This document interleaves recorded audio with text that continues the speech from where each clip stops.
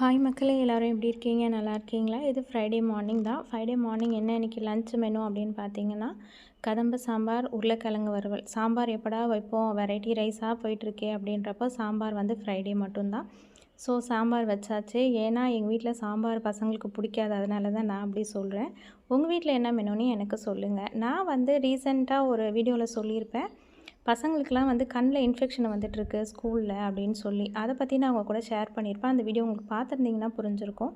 So அந்த மாதிரி தான் நம்ம வீட்லேயும் பாப்பாவுக்கு 2 நாளாக கண் ஒரு மாதிரி இச்சிங்காக இருந்துகிட்டே இருந்ததுன்னு கசக்கிக்கிட்டே இருந்தா.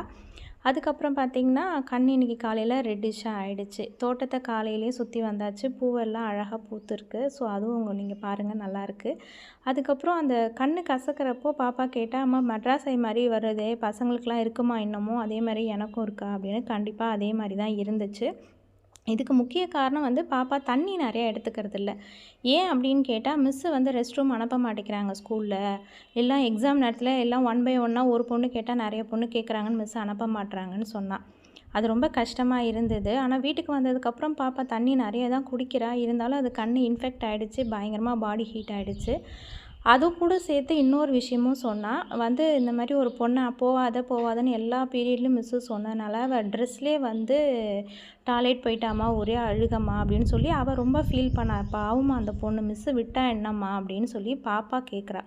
அதாவது சின்ன பிள்ளைங்களுக்கே புரியுது அந்த பொண்ணு எவ்வளோ மனநீதியாக கஷ்டப்பட்டிருக்கு, ஏன் மிஸ்ஸு அனுப்பலை அப்படின்னு. டீச்சராக இருக்கவங்களுக்கு அது புரியாதா?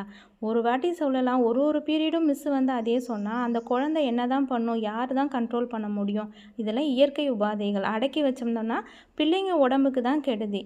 இதை அனுப்பாமல் அந்த பிள்ளை வந்து ரெஸ்ட் ரூம் போயிட்டு அதை வந்து பாப்பா வந்து சொல்லி டீச்சர் வந்து அப்புறம் அனுப்பி கீழே ஆயாம்மா போயிட்டு ட்ரெஸ் எல்லாம் வாஷ் பண்ணி அவள் மேலே வர்றப்போ பசங்கள்லாம் கேலி பண்ணி சிரிச்சிருக்காங்க பாரு அப்படின்னு சொல்லி. பெனஃபேமெல்லாம் ஆயிடுச்சு பிள்ளருக்கு.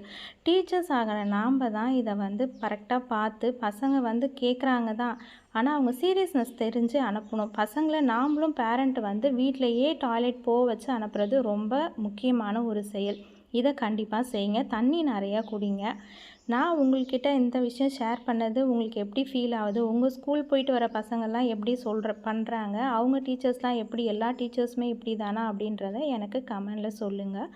நான் மட்டும்தான் இந்த வீடியோவை எடுக்கிறேன் ஒரே கையால். ஸோ ஏதாவது உங்களுக்கு அதில் பிடிக்கல அப்படின்னா தயவு செஞ்சு என்னை மன்னிச்சிடுங்க. ஏன்னா ஒரு சிலதை வந்து நான் ரிப்பீட்டடாக காட்டியிருப்பேன்.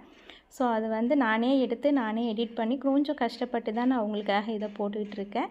இந்த வீடியோ பார்த்ததுக்கு ரொம்ப தேங்க்ஸ். கண்டிப்பாக சப்ஸ்கிரைப் பண்ணுங்கள், லைக் பண்ணுங்கள். வீடியோ பார்த்தவங்க அனைவருக்கும் தேங்க்யூ. பாய்.